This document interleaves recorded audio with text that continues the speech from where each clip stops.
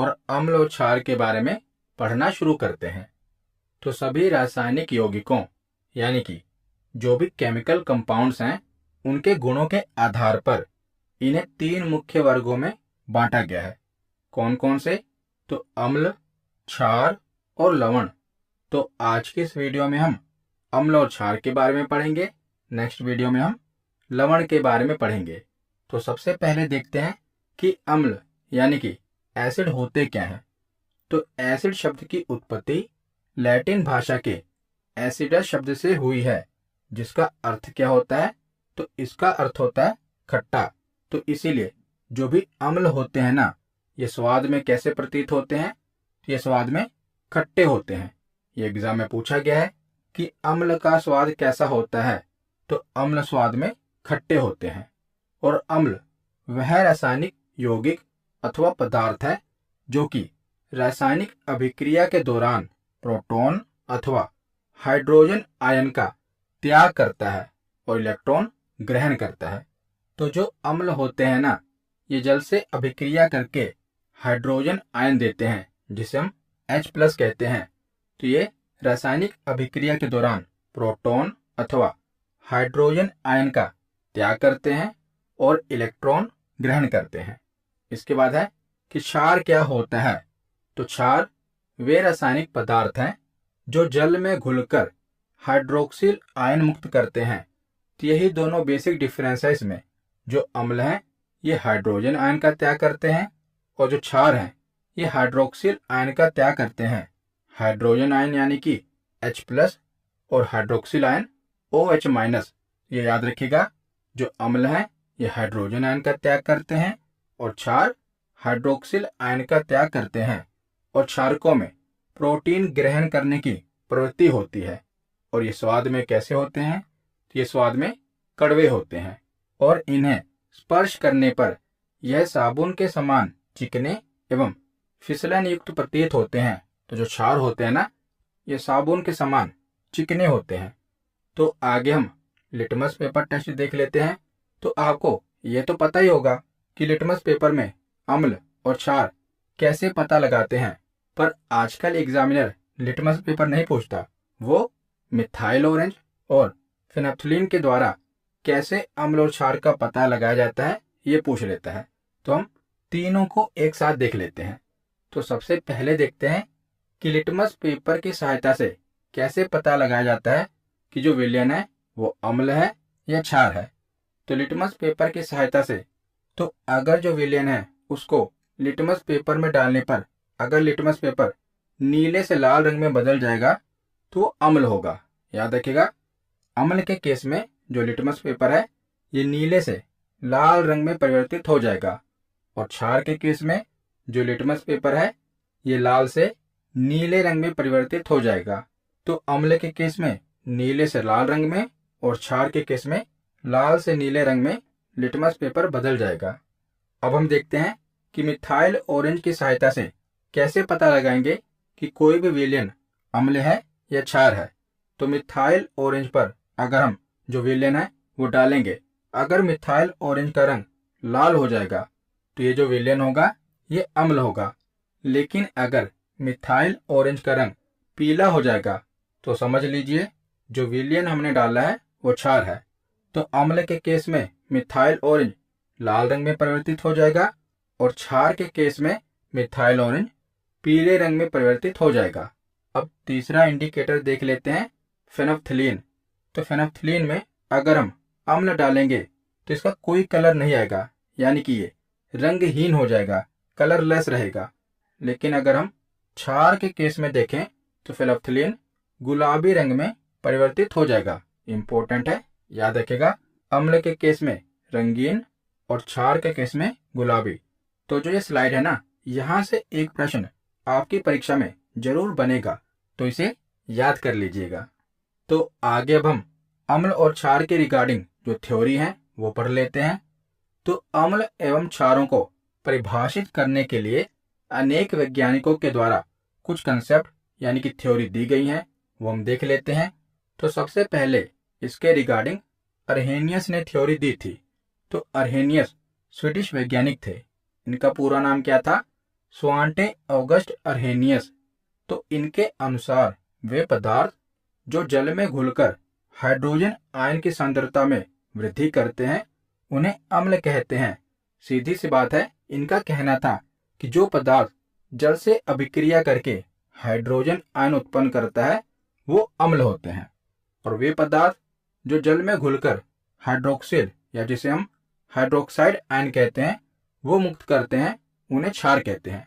तो इन्होंने सिंपल परिभाषा दी थी। इनका कहना था कि जब भी कोई पदार्थ जल में घुलकर हाइड्रोजन आयन उत्पन्न करे तो क्या होगा, वो अम्ल होगा, और जब भी कोई पदार्थ जल से क्रिया करके हाइड्रोक्साइड आयन उत्पन्न करे तो वो क्या कहलाएगा, तो उसे हम क्षार कहेंगे। तो अर्हेनियस के बाद दूसरी थ्योरी कौन सी आई, तो ब्रोंस्टर-लोरी का अम्ल एवं क्षारक सिद्धांत। तो अम्ल क्षारकों को परिभाषित करने की दिशा में यह सिद्धांत 1923 ईस्वी में दिया गया था, और किसके द्वारा दिया गया था, तो जोहानेस निकोलस ब्रोंस्टेड और थॉमस मार्टिन लोरी के द्वारा यह सिद्धांत दिया गया था। तो इनका क्या कहना था, तो इनके सिद्धांत के अनुसार जो पदार्थ जलीय विलयन में वियोजित होकर प्रोटॉन देने की क्षमता रखते हैं उन्हें अम्ल कहेंगे। तो हाइड्रोजन आयन तो ये उत्पन्न करेंगे, लेकिन ये एक कदम और आगे बढ़ गए। इनका कहना है कि जल में घुलने के बाद हाइड्रोजन आयन तो मुक्त होगा ही, लेकिन वो साथ में प्रोटॉन देने की क्षमता भी रखेंगे, उन्हें अम्ल कहा जाएगा। और वे पदार्थ जो विलयन से प्रोटॉन ग्रहण करने की क्षमता रखेंगे उन्हें क्षार या क्षारक कहा जाएगा।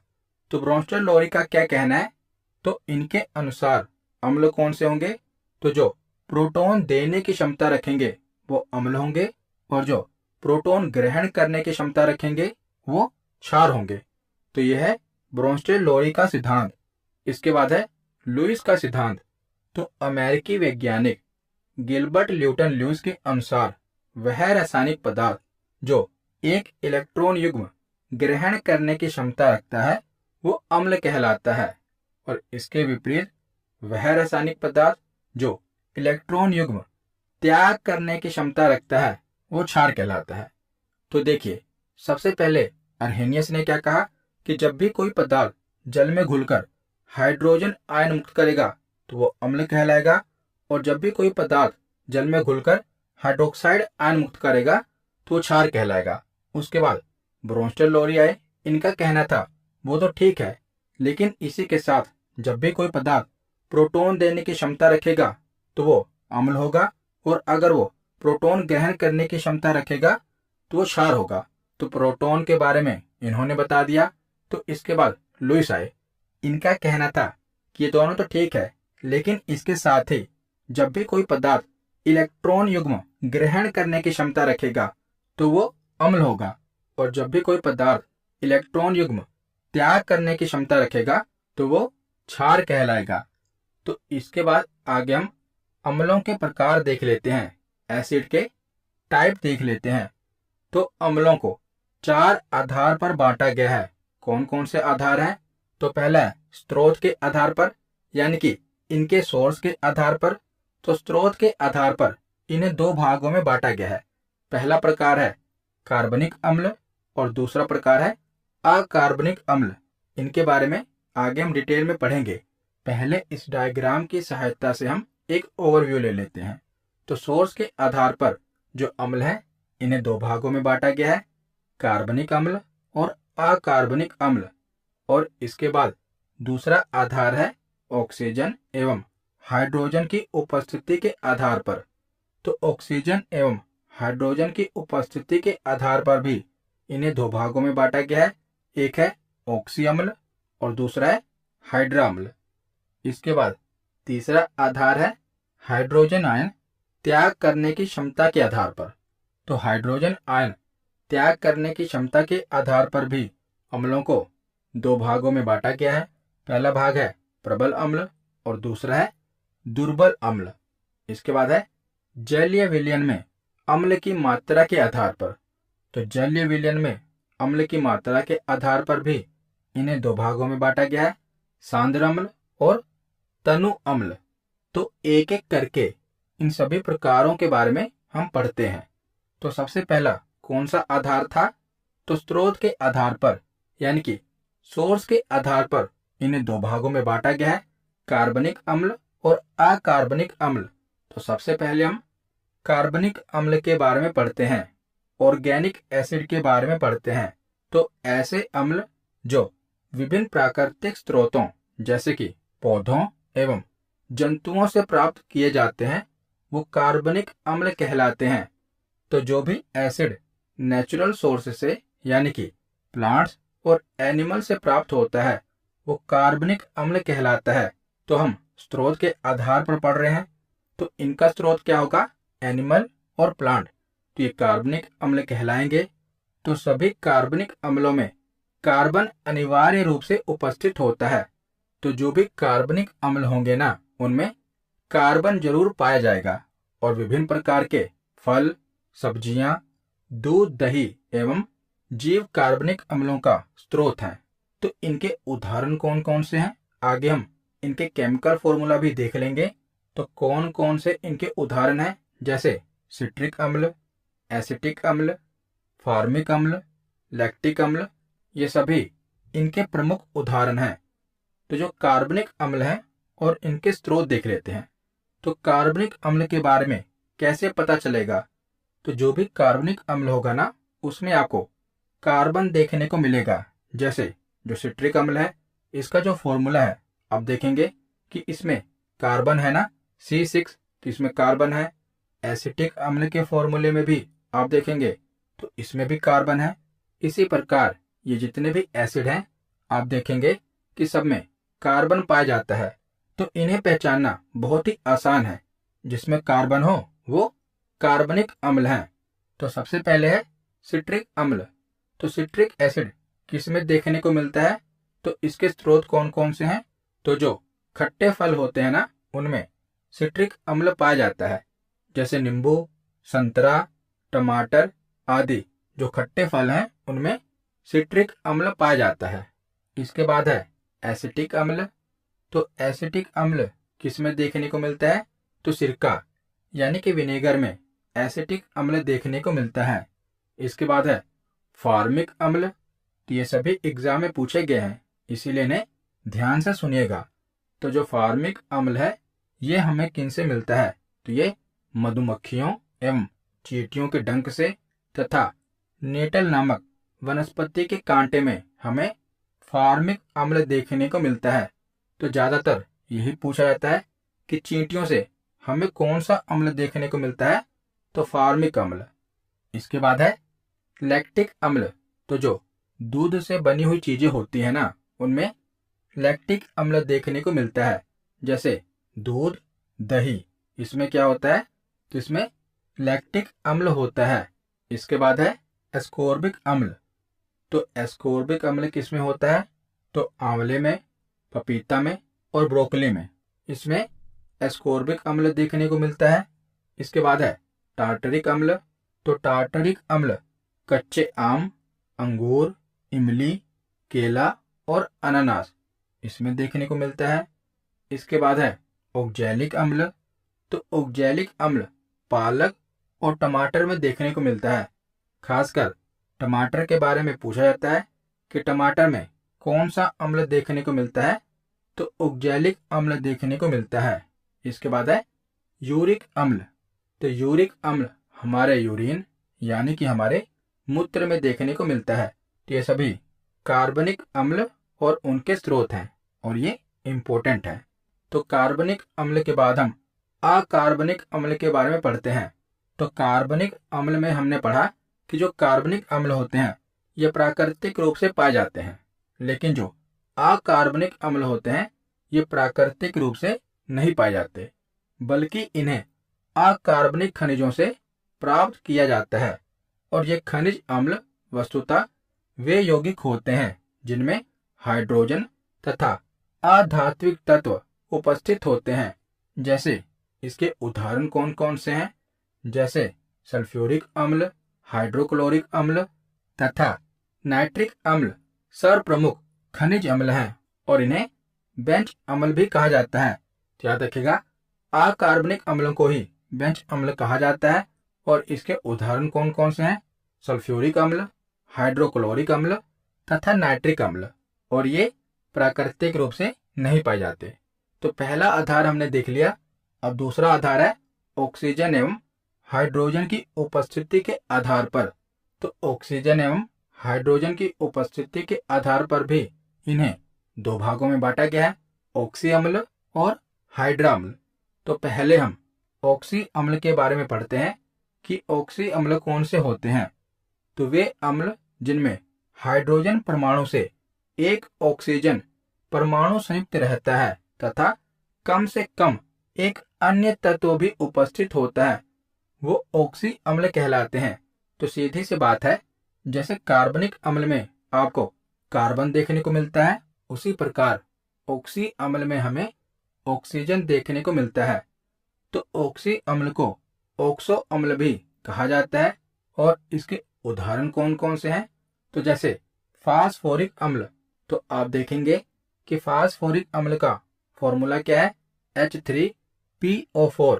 तो इसमें आप देख रहे हैं ना O4, तो इसमें ऑक्सीजन उपस्थित है। इसके बाद है नाइट्रिक अम्ल HNO3, तो इसमें भी O3 ऑक्सीजन उपस्थित है। तो ये ऑक्सी अम्ल के प्रमुख उदाहरण हैं। तो जो भी अम्ल जिनमें ऑक्सीजन की उपस्थिति हो वो ऑक्सी अम्ल कहलाएंगे। अब हम हाइड्रा अम्ल देख लेते हैं। तो हाइड्रा अम्लों में ऑक्सीजन नहीं पाई जाती, याद रखिएगा, इनमें ऑक्सीजन नहीं पाई जाती। तथा हाइड्रोजन सांद्र हैलोजन समूह के बारे में हमने आवर्त सारणी में पढ़ा था, जैसे फ्लोरीन, क्लोरीन। तो हैलोजन समूह या इसके समान किसी तत्व जैसे साइनोइड के साथ ये संयोजित होता है। तो हाइड्रा अम्ल कौन से होंगे? तो ये भी आसान है, जिनकी शुरुआत हाइड्रो से हो रही हो, जैसे हाइड्रोक्लोरिक तनु अम्ल, हाइड्रोफ्लोरिक अम्ल, हाइड्रोब्रोमिक अम्ल, हाइड्रोसायनिक अम्ल। तो जो हाइड्रा अम्ल होंगे ना, इनकी शुरुआत ही हाइड्रो से हो रही होगी। तो दो आधार हमने पढ़ लिए। अब हम तीसरा आधार देखते हैं, हाइड्रोजन आयन त्याग करने की क्षमता के आधार पर। तो इसके भी दो प्रकार हैं। पहले हम देखते हैं प्रबल अम्ल यानी कि स्ट्रॉन्ग एसिड। तो स्ट्रॉन्ग एसिड कौन से होते हैं? तो वे अम्ल जो जलीय विलयन में पूर्णतः आयनित हो जाते हैं, प्रबल अम्ल कहलाते हैं। और प्रबल अम्लों में प्रोटॉन अर्थात हाइड्रोजन आयन त्याग करने की उच्च क्षमता होती है। तो ये इंपॉर्टेंट है कि प्रबल अम्ल कौन से होते हैं जिनमें हाइड्रोजन आयन त्याग करने की उच्च क्षमता होती है। तो इसके उदाहरण कौन कौन से हैं? तो इसके उदाहरण वेरी वेरी वेरी इंपॉर्टेंट हैं। आगे मैं आपको बताऊंगा कि इसे याद कैसे रखेंगे। पहले इसके उदाहरण देख लेते हैं, और ये उदाहरण कई बार परीक्षाओं में पूछे गए हैं। तो प्रबल अम्ल के कौन कौन से उदाहरण हैं? तो सल्फ्यूरिक अम्ल, हाइड्रोक्लोरिक अम्ल, नाइट्रिक अम्ल, हाइड्रोब्रोमिक अम्ल, ये सभी प्रबल अम्लों के उदाहरण हैं। कौन कौन से? सल्फ्यूरिक अम्ल, हाइड्रोक्लोरिक अम्ल, नाइट्रिक अम्ल और हाइड्रोब्रोमिक अम्ल, ये प्रबल अम्ल के उदाहरण हैं। इसके बाद देखते हैं दुर्बल अम्ल यानी कि वीक एसिड। तो वे अम्ल जो जलीय विलयन में पूर्णतः आयनित न होकर आंशिक रूप से आयनित होते हैं, वो दुर्बल अम्ल कहलाते हैं। और दुर्बल अम्ल अपने हाइड्रोजन आयनों का पूर्णतः त्याग नहीं करते। हमने पढ़ा कि जो प्रबल अम्ल होते हैं उनमें हाइड्रोजन आयन त्याग करने की जो क्षमता होती है वो ज्यादा होती है, लेकिन दुर्बल अम्ल हाइड्रोजन आयनों को पूर्णतः त्याग नहीं करते। और इनके उदाहरण कौन कौन से हैं? तो एसिटिक अम्ल, फार्मिक अम्ल, हाइड्रोजन सल्फाइड, ये सभी दुर्बल अम्लों के उदाहरण हैं। कौन कौन से? एसिटिक अम्ल, फार्मिक अम्ल और हाइड्रोजन सल्फाइड। तो आपसे परीक्षा में ये पूछा जाता है कि बताइए निम्नलिखित में से कौन सा प्रबल अम्ल है। तो कैसे हम प्रबल अम्ल के बारे में पता लगाएंगे? तो देखिए, वैसे तो H2SO4, HNO3 ये दोनों ही प्रबल अम्ल हैं, लेकिन अगर आपसे पूछा जाए कि इनमें से भी बताइए कि सबसे ज्यादा प्रबल अम्ल कौन सा है, तो मैं आपको बताता हूं कि कैसे पता लगाते हैं कि सबसे ज्यादा प्रबल अम्ल कौन सा है, तो इसके लिए 3 कंडीशन आप याद रखेगा, जिससे आपको आसानी से याद रहेगा कि अगर हाइड्रोजन ज्यादा होगा ना तो अम्ल कमजोर होगा। जैसे H2 है, इसमें 2 हाइड्रोजन है, और दूसरा क्या है, H सिंगल है, तो इन दोनों में कमजोर कौन सा होगा, तो H2। जिसमें हाइड्रोजन ज्यादा होगा वो अम्ल कमजोर होगा। यानी कि कंपैरिजन की बात चल रही है, वैसे तो ये दोनों ही हाइड्रोजन प्रबल हैं, लेकिन इन दोनों में से कमजोर कौन सा है, तो जिसमें हाइड्रोजन ज्यादा होगा। तो सबसे पहले हम हाइड्रोजन ज्यादा देखेंगे, और इसके साथ दूसरी कंडीशन क्या है कि जो कार्बन है ना, ये अम्ल को कमजोर करता है, और ऑक्सीजन अम्ल को मजबूत बनाता है। तो जैसे CO2, इसमें ऑक्सीजन तो ज्यादा है लेकिन कार्बन आ गया, तो ये जो अम्ल होगा ये कमजोर होगा। उसके बाद है NH3, तो इसमें हाइड्रोजन कितने हैं, 3 है। इसके ऊपर देख लेते हैं, तो HNO3, इसमें हाइड्रोजन 1 ही है, और इसके ऊपर हाइड्रोजन 2 है। तो सबसे ज्यादा प्रबल अम्ल कौन सा होगा, तो सबसे पहले हमें हाइड्रोजन ही देखना होता है।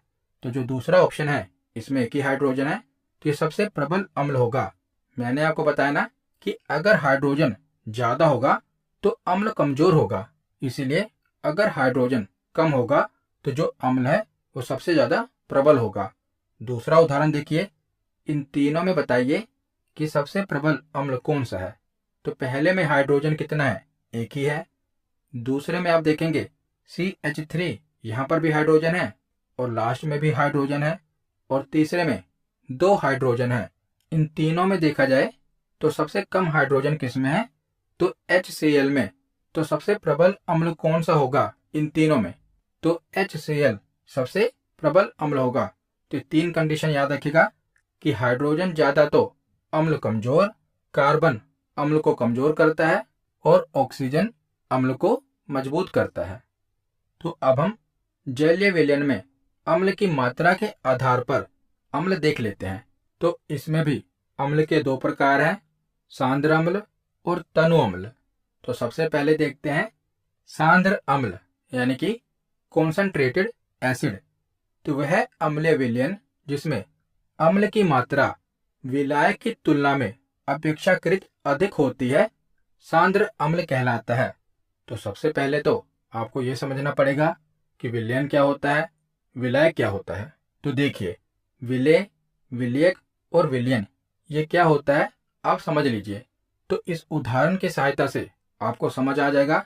विलेय, जिसे सोल्यूट कहते हैं, तो वे पदार्थ जो किसी दूसरे द्रव में घुल जाए उसे विलेय कहा जाता है। जैसे नमक, नमक जो है पानी में घुल जाएगा, इसीलिए से विलेय कहा जाएगा, सोल्यूट कहा जाएगा।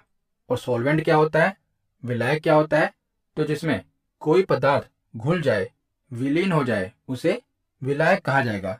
जैसे पानी, पानी को विलायक कहा जाएगा क्योंकि इसमें नमक को घोल दिया जाता है, तो ये क्या होगा, विलायक होगा। और जो ये घोल होगा ना, यानी कि पानी में जब नमक को घोला जाएगा तो ये जो घोल बनेगा इसे विलयन कहा जाएगा, सॉल्यूशन कहा जाएगा। तो विलय क्या होता है, वे पदार्थ जो कि विलायक में घुल जाए। विलायक क्या होता है, जिसमें विलय विलीन हो जाए, और इन दोनों का मिश्रण कहलाता है विलयन। अब हम पढ़ते हैं सांद्र अम्ल के बारे में। तो सांद्र अम्ल क्या है, वह अम्लीय विलयन जिसमें अम्ल की मात्रा विलायक की तुलना में अपेक्षाकृत अधिक होती है, वो सांद्र अम्ल कहलाता है। तो सांद्र और तनु आप ऐसे समझिए, सांद्र का मतलब होता है गाढ़ा। जैसे आपने जलेबी वाली चाशनी देखी होगी ना, कि जब दुकानदार जलेबी बनाता है तो कढ़ाई में उसने एक चाशनी रखी होती है, उसमें क्या होता है कि पानी में चीनी घोली होती है, और जो पदार्थ होता है, विलयन होता है, वो बहुत ही गाढ़ा होता है। तो आप उसको समझ लीजिए सांद्र बहुत ही गाढ़ा है। लेकिन जब आप शरबत पीते हैं तो पानी में चीनी बहुत ही कम मात्रा में घोलते हैं, यानी कि वो इतना गाढ़ा तो नहीं होता, तो वो होगा तनु। तो सांद्र और तनु में फर्क क्या है, तो आसान भाषा में मैं आपको समझा रहा हूं कि जो सांद्र होगा बहुत ही गाढ़ा होगा, और जो तनु होगा वो डाइल्यूट होगा, यानी कि गाढ़ा नहीं होगा। तो तनु अम्ल कौन सा होता है, तो वे अम्लीय विलयन जिसमें अम्ल की मात्रा विलायक की तुलना में अपेक्षाकृत कम होती है वो तनु अम्ल कहलाता है और सांद्र अम्ल में अम्ल की मात्रा विलाय की तुलना में अपेक्षाकृत अधिक होती है। अब आगे हम अम्लों के रासायनिक गुणधर्म देख लेते हैं, इनकी केमिकल प्रॉपर्टीज देख लेते हैं जो कि एग्जाम में पूछी जाती हैं। तो सबसे पहले देखते हैं अम्लों की धातुओं के साथ अभिक्रिया। तो अम्ल क्रियाशील धातुओं के साथ अभिक्रिया करते हैं और इनका रिजल्ट क्या मिलता है, तो लवण तथा हाइड्रोजन गैस उत्पन्न होती है। बहुत ही इंपॉर्टेंट है, जब भी अम्ल धातुओं के साथ क्रिया करते हैं तो लवण और हाइड्रोजन गैस उत्पन्न करते हैं। जैसे इस समीकरण से समझिए कि हाइड्रोक्लोरिक अम्ल को अगर हम मैग्नीशियम धातु से अभिक्रिया कराएं तो हाइड्रोक्लोरिक अम्ल क्या है, एसिड है, और मैग्नीशियम क्या है, धातु है। तो जब भी अम्ल की धातु के साथ अभिक्रिया होगी तो क्या होगा, लवण और हाइड्रोजन मिलेगा। तो जब हाइड्रोक्लोरिक अम्ल मैग्नीशियम से क्रिया करेगा तो मैग्नीशियम क्लोराइड यानी कि लवण और हाइड्रोजन गैस उत्पन्न होगी। तो ये समीकरण याद रखेगा, एग्जाम में पूछा गया है कि जब भी अम्ल धातुओं के साथ अभिक्रिया करेगा तो क्या मिलेगा, लवण और हाइड्रोजन गैस। इसके बाद है धातु कार्बोनेट तथा धातु हाइड्रोजन के साथ अम्ल की अभिक्रिया। तो अम्ल धातु कार्बोनेट एवं हाइड्रोजन कार्बोनेट के साथ अभिक्रिया करके लवण, कार्बन डाइऑक्साइड तथा जल का निर्माण करते हैं। तो लवण का निर्माण तो होगा ही और यहाँ पर जल तथा कार्बन डाइऑक्साइड का निर्माण भी हो रहा है।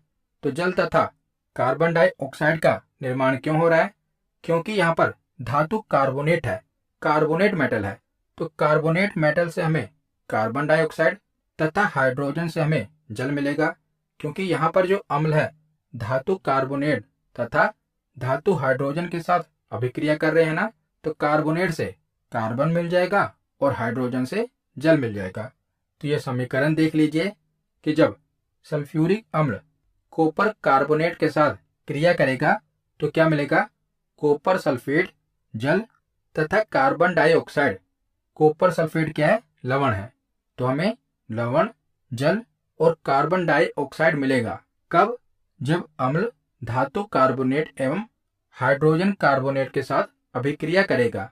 इसके बाद आगे है कि क्या होगा अगर अम्ल क्षार के साथ अभिक्रिया करे, यानी कि एसिड का अगर बेस के साथ रिएक्शन कराया जाए तो क्या मिलेगा। तो अम्ल एवं क्षार परस्पर अभिक्रिया करके एक दूसरे को न्यूट्रलाइज कर देते हैं तथा लवण एवं जल का निर्माण करते हैं और इस अभिक्रिया को उदासीनीकरण अभिक्रिया यानी कि न्यूट्रलाइजेशन रिएक्शन कहते हैं। तो जब अम्ल क्षार के साथ अभिक्रिया करेगा ना तो ये एक दूसरे को न्यूट्रलाइज कर देंगे और इसके साथ ये लवण और जल का निर्माण करेंगे। जैसे उदाहरण देख लीजिए कि हाइड्रोक्लोरिक अम्ल को अगर हम पोटेशियम हाइड्रोक्साइड के साथ अभिक्रिया कराएं तो हाइड्रोक्लोरिक अम्ल क्या है, एसिड है, और पोटेशियम हाइड्रोक्साइड क्या है, क्षार है। तो अगर हम अम्ल की क्षार के साथ अभिक्रिया कराएं तो हमें क्या मिलेगा, जल और लवण। तो लवण कौन सा मिलेगा, पोटेशियम क्लोराइड। इसके बाद हम अम्लों के उपयोग देख लेते हैं, यानी कि एसिड के यूज देख लेते हैं। तो सबसे पहले है एसिटिक अम्ल। तो एसिटिक अम्ल का उपयोग कहाँ पर होता है, तो सिरके में 3 से 6% एसिटिक अम्ल होता है और यह अचार बनाने, सलाद में एवं खाद्य पदार्थों के प्रिजर्वेशन में प्रयोग किया जाता है। इसके बाद है सिट्रिक अम्ल। तो सिट्रिक अम्ल का उपयोग किसमें होता है, तो यह चमकदार नमक बनाने, धातुओं को साफ करने एवं खाद्य संरक्षक के रूप में प्रयोग किया जाता है। तो सिट्रिक अम्ल का उपयोग किसमें होता है, तो चमकदार नमक बनाने और धातुओं को साफ करने में इसका प्रयोग किया जाता है। इसके बाद है सल्फ्यूरिक अम्ल।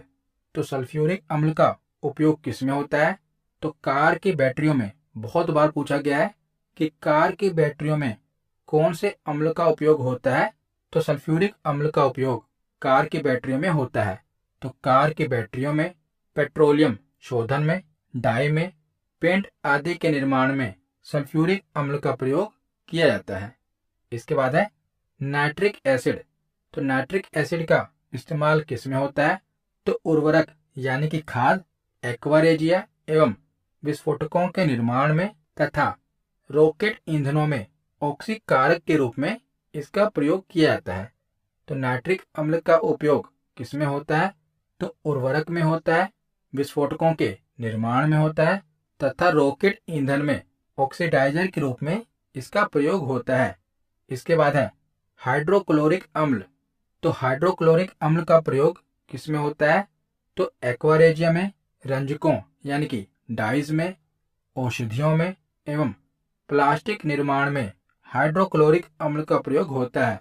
तो औषधियों में एवं प्लास्टिक निर्माण में कौन से एसिड का उपयोग होता है? तो हाइड्रोक्लोरिक एसिड का उपयोग होता है। और जो हमारा स्टमक है ना, तो हमारे स्टमक में कौन सा एसिड पाया जाता है? तो हाइड्रोक्लोरिक एसिड ही हमारे पेट में पाया जाता है। इसके बाद है बोरिक एसिड। तो बोरिक एसिड का उपयोग किस में होता है? तो पौधों में बोरोन की कमी दूर करने के लिए, चावल गेहूं के संरक्षण में, फाइबर ग्लास के निर्माण में तथा कैरम बोर्ड पर ड्राई लुब्रिकेंट के रूप में इसका प्रयोग किया जाता है। तो बोरिक एसिड का प्रयोग किस में होता है? तो पौधों में बोरोन की कमी दूर करने में होता है, चावल तथा गेहूं के संरक्षण में इसका उपयोग होता है, फाइबर ग्लास के निर्माण में होता है और कैरम बोर्ड पर ड्राई लुब्रिकेंट के रूप में इसका उपयोग होता है। इसके बाद है ऑक्जेलिक अम्ल। तो ऑक्जेलिक अम्ल का उपयोग किस में होता है? तो कपड़ों की रंगाई में, बेकिंग पाउडर में, फोटोग्राफी में, ब्लीचिंग में और जंग के दाग हटाने में इसका प्रयोग किया जाता है। तो ऑक्जेलिक अम्ल का प्रयोग किस में होता है? कपड़ों की रंगाई में, बेकिंग पाउडर में, फोटोग्राफी में, ब्लीचिंग में और जंग के दाग हटाने में ऑक्जेलिक अम्ल का प्रयोग होता है। तो अब हम क्षार के बारे में पढ़ते हैं। तो जैसा कि हमने शुरुआत में ही पढ़ा था कि क्षार वे रासायनिक पदार्थ हैं जो जल में घुलकर हाइड्रोक्सिल आयन मुक्त करते हैं और क्षारकों में प्रोटॉन ग्रहण करने की प्रवृत्ति होती है और ये स्वाद में कड़वे होते हैं तथा स्पर्श करने पर साबुन के समान चिकने एवं फिसलन युक्त प्रतीत होते हैं। तो ये क्षार की परिभाषा है और हमने देखा कि जो क्षार है ये लाल लिटमस पेपर को नीले रंग में, मिथाइल ऑरेंज को पीले रंग में तथा फिनोल्फथीन को गुलाबी रंग में परिवर्तित कर देते हैं और ये अम्लों के साथ अभिक्रिया करके उन्हें उदासीन कर देते हैं तथा लवण व जल का निर्माण करते हैं। तो ये सब हमने पीछे पढ़ लिया। तो क्षार के उदाहरण कौन कौन से हैं? जैसे ammonium hydroxide, potassium hydroxide, calcium hydroxide, calcium oxide, sodium hydroxide, magnesium hydroxide, sodium hydride और एल्यूमिनियम ऑक्साइड। ये क्षार के कुछ प्रमुख उदाहरण हैं। तो ज्यादातर जो भी विलयन क्षार होगा ना, उसमें आपको हाइड्रोक्साइड देखने को मिलेगा। हाइड्रोक्साइड यानी कि OH। जैसे अमोनियम हाइड्रोक्साइड NH4, इसके लास्ट में क्या है? OH। तो ज्यादातर जो भी क्षार होगा उसमें आपको OH देखने को मिलेगा। और वीडियो के लास्ट में मैं आपको ट्रिक बता दूंगा कि कैसे आप अम्ल और क्षार को पहचानेंगे। तो आगे अब हम क्षार के प्रकार देख लेते हैं, इनके टाइप देख लेते हैं। तो सबसे पहले है जल में विलेयता के आधार पर क्षारकों को दो भागों में बांटा गया है, प्रबल क्षारक और दुर्बल क्षारक। सांद्रता के आधार पर भी इन्हें दो भागों में बांटा गया है, सांद्र क्षारक और तनु क्षारक। और अम्लीयता के आधार पर इन्हें तीन भागों में बांटा गया है, एकल अम्लीय क्षारक, द्विअम्लीय क्षारक और त्रिअम्लीय क्षारक। तो एक एक करके अब इनके बारे में हम पढ़ते हैं। तो सबसे पहले हम जल में विलेयता के आधार पर क्षारकों के बारे में पढ़ते हैं। तो जल में घुलने के पश्चात क्षारकों द्वारा उत्पन्न हाइड्रोक्सिल आयनों की संख्या के आधार पर जो क्षार है, इन्हें दो वर्गों में विभाजित किया गया है। कौन कौन से? तो प्रबल क्षार और दुर्बल क्षार। तो प्रबल क्षार कौन से होते हैं? तो वे क्षारक जो जलीय विलयन में पूर्णतः घुलकर आयनित हो जाते हैं प्रबल क्षार कहलाते हैं और जल में घुलनशील क्षारकों को ही एल्कलाई अथवा क्षार कहा जाता है और ये क्षारक अधिक संख्या में हाइड्रोक्सिल आयन उत्पन्न करते हैं। तो इनके उदाहरण कौन कौन से हैं? जैसे सोडियम हाइड्रोक्साइड, पोटेशियम हाइड्रोक्साइड और कैल्शियम हाइड्रोक्साइड, ये प्रबल क्षारकों के उदाहरण हैं। तीनों उदाहरण इंपॉर्टेंट हैं, याद रखिएगा। कौन कौन से? सोडियम हाइड्रोक्साइड, पोटेशियम हाइड्रोक्साइड और कैल्शियम हाइड्रोक्साइड, ये प्रबल क्षारकों के उदाहरण हैं। अब हम दुर्बल क्षारक देख लेते हैं। तो ये प्रबल क्षारक के बिल्कुल विपरीत होते हैं। ये क्षारक जलीय विलयन में पूर्णतः नहीं घुलते अथवा पूर्णतः आयनित नहीं होते। ये दुर्बल क्षारक कहलाते हैं और ये क्षारक कम हाइड्रोक्सिल आयन उत्पन्न करते हैं। इनके उदाहरण कौन कौन से हैं? जैसे मैग्नीशियम हाइड्रोक्साइड और अमोनियम हाइड्रोक्साइड, ये दोनों ही दुर्बल क्षारकों के उदाहरण हैं। कौन कौन से? मैग्नीशियम हाइड्रोक्साइड और अमोनियम हाइड्रोक्साइड। इसके बाद हम सांद्रता के आधार पर क्षारकों का वर्गीकरण देख लेते हैं। तो सांद्रता के आधार पर इन्हें दो वर्गों में बांटा गया है, सांद्र क्षारक और तनु क्षारक। जैसे मैंने आपको अम्ल में बताया था कि जो गाढ़े अम्ल हैं वो सांद्र हैं और जो डाइल्यूट हैं वो तनु हैं। इसी प्रकार सांद्र क्षारक कौन से होंगे? जो गाढ़े हैं। वे जलीय विलयन जिसमें क्षार की मात्रा अपेक्षाकृत अधिक होती है, सांद्र क्षारक कहलाते हैं। जैसे उदाहरण में देखें तो सांद्र सोडियम हाइड्रोक्साइड और सांद्र अमोनियम हाइड्रोक्साइड इसके उदाहरण हैं। तो तनु क्षारक कौन से होंगे? डाइल्यूटेड बेस कौन से होंगे? तो वह जलीय विलयन जिसमें क्षार की मात्रा अपेक्षाकृत कम होती है वो तनु क्षारक कहलाते हैं। जैसे इसके उदाहरण कौन सा है? तो तनु सोडियम हाइड्रोक्साइड और तनु अमोनियम हाइड्रोक्साइड इसके उदाहरण हैं। इसके बाद हम अम्लीयता के आधार पर इसका वर्गीकरण देख लेते हैं। तो क्षारकों की जो अम्लीयता है ये इस बात पर निर्धारित करती है कि उसमें कितने हाइड्रोक्सिल आयन उपस्थित हैं और वह कितने हाइड्रोजन के साथ संयोजित होता है। तो अम्लीयता के आधार पर भी जो क्षार हैं इनके तीन प्रकार हैं। कौन कौन से? पहला है एकल अम्लीय क्षारक यानी कि मोनो एसिडिक बेस। तो इन क्षारकों में केवल एक हाइड्रोक्सिल आयन उपस्थित होता है और ये केवल एक हाइड्रोजन आयन के साथ संयोजित होते हैं। तो इन्हें पहचानना आसान है, जिसमें आप देखेंगे कि जो OH है वो सिंगल हो, वो एकल अम्लीय क्षारक का उदाहरण होगा। जैसे सोडियम हाइड्रोक्साइड NaOH, तो सिंगल OH है, तो ये एकल अम्लीय क्षारक का उदाहरण है। दूसरा है पोटेशियम हाइड्रोक्साइड यानी कि KOH, तो इसमें भी OH सिंगल है, तो ये भी एकल अम्लीय क्षारक का उदाहरण है। इसके बाद है द्विअम्लीय क्षारक यानी कि डाई एसिडिक बेस। तो इन क्षारकों में दो हाइड्रोक्सिल आयन उपस्थित होते हैं तथा ये दो हाइड्रोजन आयनों के साथ संयोजित होते हैं। जैसे उदाहरण के रूप में मैग्नीशियम हाइड्रोक्साइड तथा फेरस हाइड्रोक्साइड इसके उदाहरण हैं। तो इसमें हमें जो OH है वो दो देखने को मिलेंगे, जैसे MgOH2 और FeOH2। तो यहाँ पर आपको OH दो देखने को मिल रहा है ना, तो ये द्विअम्लीय क्षारक का उदाहरण होगा। इसके बाद है त्रिअम्लीय क्षारक यानी कि ट्राई एसिडिक बेस। तो इन क्षारकों में तीन हाइड्रोक्सिल आयन उपस्थित होते हैं और ये तीन हाइड्रोजन आयनों के साथ संयोजित होते हैं। जैसे एल्यूमिनियम हाइड्रोक्साइड, तो यहाँ पर आपको तीन OH देखने को मिलेंगे, AlOH3। तो ये त्रिअम्लीय क्षारक का उदाहरण होगा। इसके बाद हम क्षारकों के उपयोग देख लेते हैं, जैसे कि सोडियम हाइड्रोक्साइड जिसे कास्टिक सोडा कहा जाता है, इसका उपयोग किसमें होता है? तो साबुन, कागज तथा अपमार्जक के निर्माण में इसका उपयोग होता है और पेट्रोलियम शोधन में और कपड़ा निर्माण उद्योग में भी कास्टिक सोडे का उपयोग होता है। इसके बाद है कैल्शियम हाइड्रोक्साइड जिसे हम बुझा हुआ चूना कहते हैं। तो कैल्शियम हाइड्रोक्साइड का उपयोग किसमें होता है? तो चमड़ा उद्योग में, अम्लीय मृदा में, जल एवं गंदे नालों के उपचार में कैल्शियम हाइड्रोक्साइड का उपयोग होता है और विरंजक चूर्ण, सीमेंट, प्लास्टर एवं मोटार के निर्माण में भी बुझे हुए चूने का उपयोग होता है। तो ये इम्पोर्टेंट है कि विरंजक चूर्ण में किसका इस्तेमाल होता है? तो बुझे हुए चूने का इस्तेमाल होता है। इसके बाद है मैग्नीशियम हाइड्रोक्साइड और इसके जलीय विलयन को मिल्क ऑफ मैग्नीशिया कहा जाता है। मैग्नीशियम हाइड्रोक्साइड के जलीय विलयन को मिल्क ऑफ मैग्नीशिया कहा जाता है। तो मैग्नीशियम हाइड्रोक्साइड का उपयोग किसमें होता है?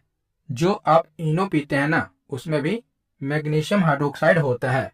तो इसका उपयोग अपशिष्ट जल के उपचार में यानी कि वेस्ट वाटर के उपचार में, अग्निरोधक के रूप में और प्रति अम्ल के रूप में। प्रति अम्ल यानी कि जो अम्ल को खत्म करे।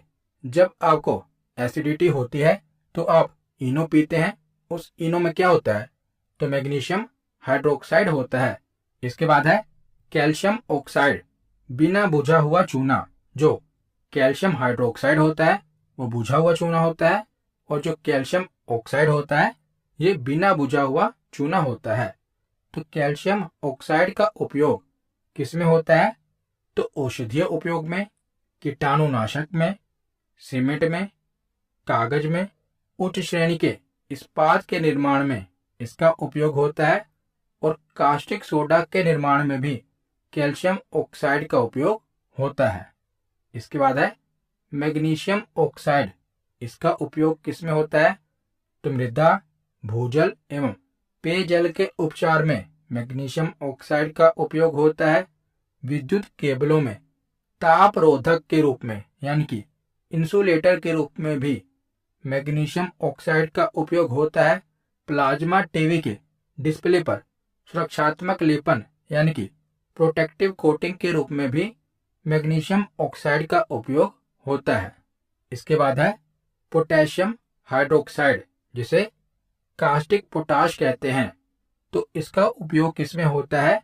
तो क्षारीय बैटरियों में इलेक्ट्रोलाइट के रूप में, मृदु साबुन यानी कि सॉफ्ट सोप में, शैम्पू एवं शेविंग क्रीम के निर्माण में भी पोटेशियम हाइड्रोक्साइड का उपयोग होता है।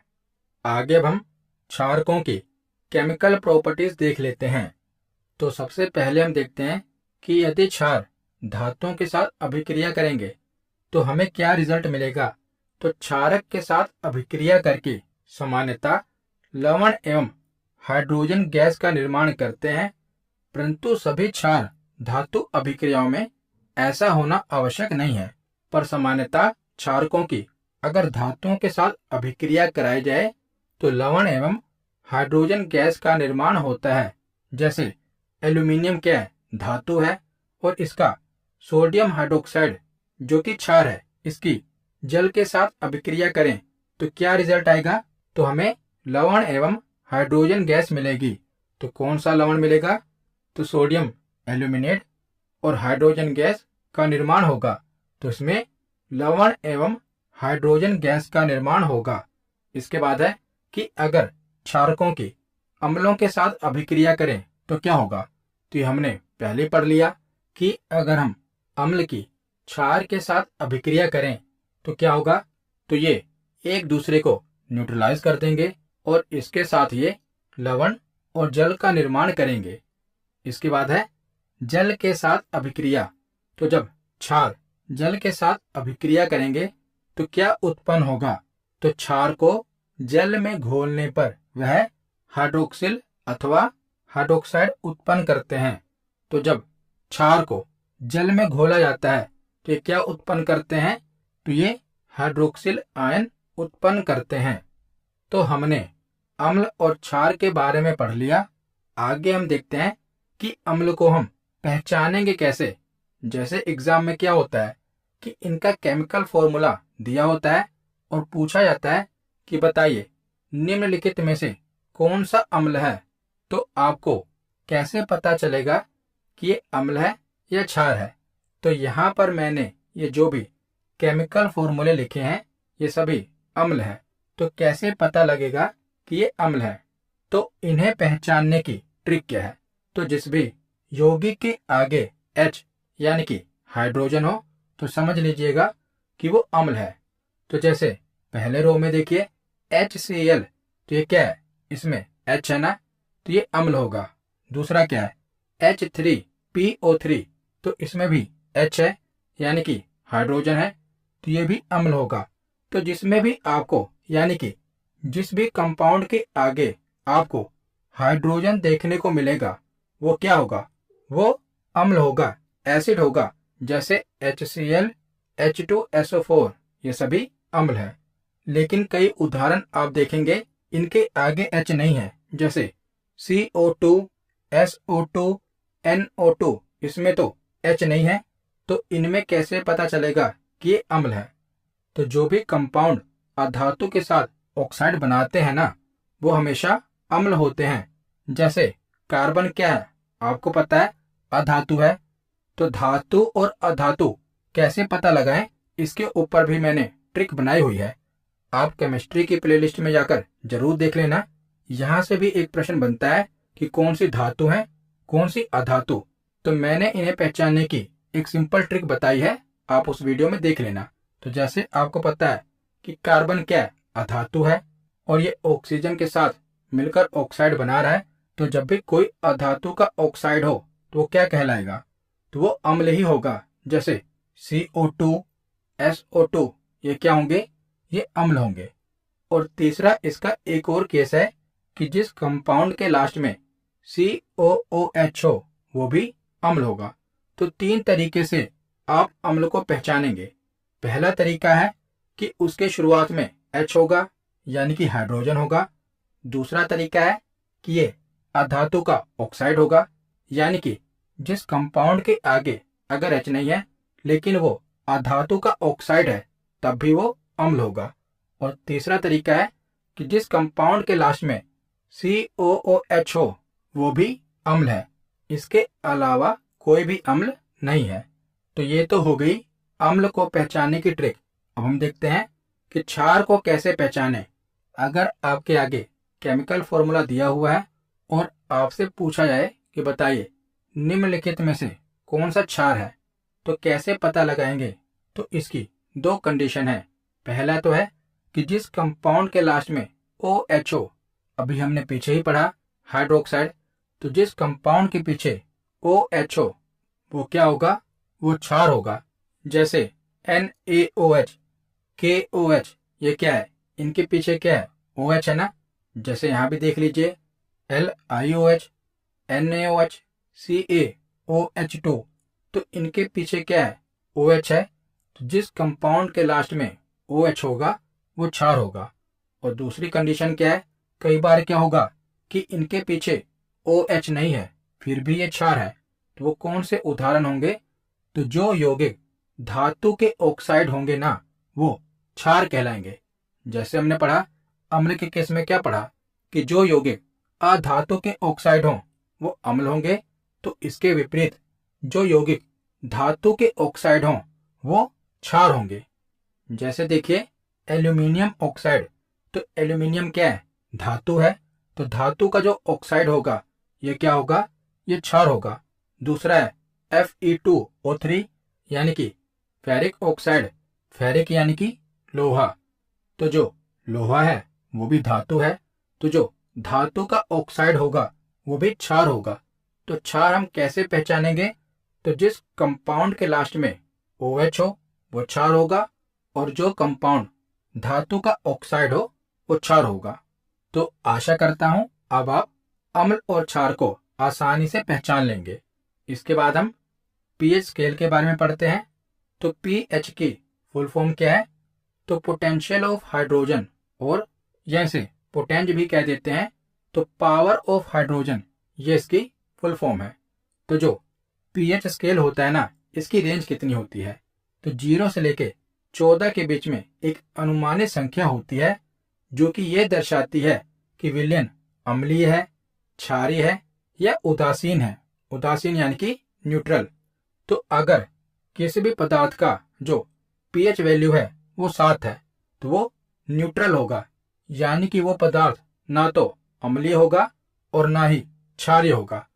लेकिन अगर किसी भी पदार्थ की पीएच वैल्यू 7 से नीचे आती है, 7 से नीचे का मतलब 6, 5, 4, 3, 2 और 1, अगर किसी भी पदार्थ की पीएच वैल्यू 1 से लेके 6 के बीच में आती है तो जो वो पदार्थ होगा वो अम्लीय होगा। और अगर किसी पदार्थ की जो पीएच वैल्यू है वो 8 से लेकर 14 के बीच में आती है तो वो क्षारीय होगा। यानी कि 7 से ऊपर क्षारीय और 7 से नीचे अम्लीय। तो अगर आपको ये याद ना रहे कि पहले अम्लीय होगा या क्षारीय होगा तो इसे भी आसानी से याद कर सकते हैं। यहाँ पर एसिड है और यहाँ पर बेस है। एसिड मतलब अम्ल और बेस मतलब क्षार। और अगर आप अंग्रेजी का अल्फाबेट देखें तो पहले ए आएगा, ए से एसिड हो गया, फिर बी आएगा, बी से बेस हो गया। तो यहाँ से भी आपको याद रहेगा कि पहले ए आएगा फिर बी आएगा। तो 7 से नीचे अगर किसी भी पदार्थ की पीएच वैल्यू हो तो वो एसिड होगा यानी कि अम्लीय होगा। और 7 के ऊपर किसी भी पदार्थ की पीएच वैल्यू हो तो वो क्षारीय होगा। और अगर किसी भी पदार्थ की पीएच वैल्यू 7 ही हो तो वो ना तो अम्लीय होगा ना ही क्षारीय होगा, वो न्यूट्रल होगा यानी कि उदासीन होगा। तो आगे अब हम कुछ इंपॉर्टेंट पीएच वैल्यू देख लेते हैं जो कि आपसे एग्जाम में पूछी जाती हैं। जैसे कि सबसे पहले है कि बैटरी में प्रयुक्त अम्ल यानी कि बैटरी में उपयोग किए जाने वाले एसिड का पीएच वैल्यू कितना होता है। तो 0 से लेकर 1 के बीच में इसका पीएच वैल्यू होता है। इसके बाद है नींबू का रस। तो नींबू का रस अम्लीय होता है, एसिडिक होता है। इसकी पीएच वैल्यू कितनी होती है। तो नींबू के रस का पीएच वैल्यू होता है 2.2। और आपको पता ही है कि 7 से नीचे किसी का भी पीएच वैल्यू हो तो वो अम्लीय होगा। तो नींबू का रस आपको पता है एसिडिक होता है, इसकी पीएच वैल्यू है 2.2। इसके बाद है सिरका यानी कि विनेगर। तो सिरका की पीएच वैल्यू कितनी होती है। तो 2.4 से लेकर 2.5 के बीच विनेगर की पीएच वैल्यू होती है। इसके बाद है दूध यानी कि मिल्क। तो दूध की पीएच वैल्यू कितनी होती है। तो 6.4 से लेकर 6.7 के बीच में दूध की पीएच वैल्यू होती है। इसके बाद है शुद्ध जल। तो शुद्ध जल की पीएच वैल्यू कितनी होती है। तो ये न्यूट्रल होता है, उदासीन होता है। शुद्ध जल और नमक दोनों की पीएच वैल्यू 7 होती है, दोनों न्यूट्रल होते हैं यानी कि उदासीन होते हैं। इसके बाद है मानव मूत्र। तो मानव मूत्र की पीएच वैल्यू कितनी होती है। तो मानव मूत्र की पीएच वैल्यू औसतन 6 होती है। और जो मानव रक्त है यानी कि ह्यूमन ब्लड है, इसकी पीएच वैल्यू कितनी होती है। तो ह्यूमन ब्लड की पीएच वैल्यू 7.4 होती है। तो यहाँ पर हमारा थ्योरी सेक्शन कंप्लीट होता है। अब हम प्रीवियस ईयर क्वेश्चन देखते हैं। तो सबसे पहला प्रश्न है कि अम्ल स्वाद में डैश होते हैं, मीठा, खट्टा, कड़वा या फीका। तो अम्ल स्वाद में कैसे होते हैं। तो ये स्वाद में खट्टे होते हैं। तो इसका सही जवाब क्या होगा। Option B. अगला प्रश्न है कि उस विलयन का पीएच मान कितना होगा जो लाल लिटमस को नीला कर देता है। तो लाल लिटमस को नीला कौन कर देता है। तो क्षार करता है। तो यहाँ पर आप देखिए कि जो क्षार होता है उसका पीएच मान कितना होगा, 10, 4 या 5। तो आपको पता ही है कि कोई भी पदार्थ क्षारीय कब होगा, जब उसका पीएच मान 7 से अधिक होगा। तो ऑप्शन के अकॉर्डिंग कौन सा सही होगा। तो ऑप्शन ए इसका सही जवाब होगा। अगला प्रश्न है कि मिथाइल ऑरेंज होता है अम्लीय माध्यम में पीला, क्षारीय माध्यम में गुलाबी। तो गलत है। अम्लीय माध्यम में रंगहीन, क्षारीय माध्यम में गुलाबी, ये भी गलत है। अम्लीय माध्यम में गुलाबी और क्षारीय माध्यम में रंगहीन, ये भी गलत है। अम्लीय माध्यम में लाल और क्षारीय माध्यम में पीला, ये ऑप्शन सही है क्योंकि जो मिथाइल ऑरेंज होता है ये अम्लीय माध्यम में लाल होता है और क्षारीय माध्यम में पीला होता है। तो इसका सही जवाब क्या होगा। ऑप्शन डी इसका सही जवाब होगा। अगला प्रश्न है कि निम्नलिखित में से कौन सा अम्ल चींटी के काटने में मौजूद है। तो चींटी के काटने में कौन सा अम्ल मौजूद है। फार्मिक अम्ल, मेलिक अम्ल, नाइट्रिक अम्ल या परक्लोरिक अम्ल। तो इसका सही जवाब है फार्मिक अम्ल। ऑप्शन ए इसका सही जवाब होगा। अगला प्रश्न है कि निम्नलिखित में से कार्बनिक अम्ल कौन सा है? तो जिस कंपाउंड में कार्बन होगा वो कार्बनिक अम्ल है। तो ऑप्शन के अकॉर्डिंग देखिए कौन सा सही है। तो ऑप्शन डी इसका सही जवाब है, इसमें कार्बन है। तो कार्बनिक अम्ल कौन सा है? तो ऑप्शन डी। तो अगला प्रश्न है कि निम्नलिखित में से कौन एक प्रबल अम्ल का उदाहरण है या है? HNO3, H2SO4, HCl या उपरोक्त सभी?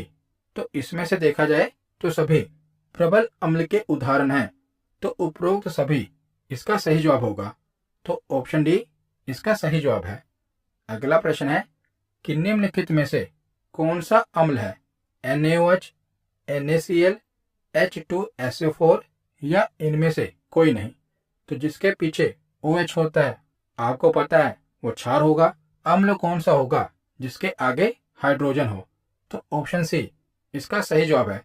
H2SO4 क्या है? ये अम्ल है। अगला प्रश्न है कि क्षार स्वाद में डैश होते हैं, नमकीन, मीठा, कड़वा या खट्टा? तो क्षार स्वाद में कैसे होते हैं? तो ये स्वाद में कड़वा होता है। तो ऑप्शन सी इसका सही जवाब है। तो अगला प्रश्न है कि निम्नलिखित में से कौन सा क्षार नहीं है? तो क्षार कौन सा होगा जिसके पीछे OH है? तो जो ऑप्शन सी है ये क्षार नहीं है, क्योंकि इसके आगे H है, हाइड्रोजन है, और जिसके आगे हाइड्रोजन हो वो अम्ल होता है। तो हाइड्रोक्लोरिक अम्ल यानी कि HCl ये क्षार नहीं है। तो ऑप्शन सी इसका सही जवाब है। तो अगला प्रश्न है कि क्षार धातुएं ठंडे पानी के साथ प्रबल अभिक्रिया करती हैं, जिसके परिणाम स्वरूप डैश का विस्थापन होता है। तो जब क्षार धातुएं ठंडे पानी के साथ अभिक्रिया करती हैं तो हाइड्रोजन गैस का विस्थापन होता है। तो इसका सही जवाब होगा ऑप्शन ए। अगला प्रश्न है कि pH पैमाने का आविष्कार किसके द्वारा किया गया था? तो pH पैमाने का आविष्कार सोरेनसन के द्वारा किया गया था। तो ऑप्शन सी इसका सही जवाब है। तो आज का आखिरी प्रश्न है कि मानव रक्त के pH का मान क्या है? तो ह्यूमन ब्लड का pH वैल्यू कितनी है? तो इसका सही जवाब है 7.4। तो ऑप्शन ए इसका सही जवाब है। तो आज के वीडियो यहीं पर खत्म होती है। कैसी लगी ये वीडियो कमेंट सेक्शन में जरूर बताना। धन्यवाद।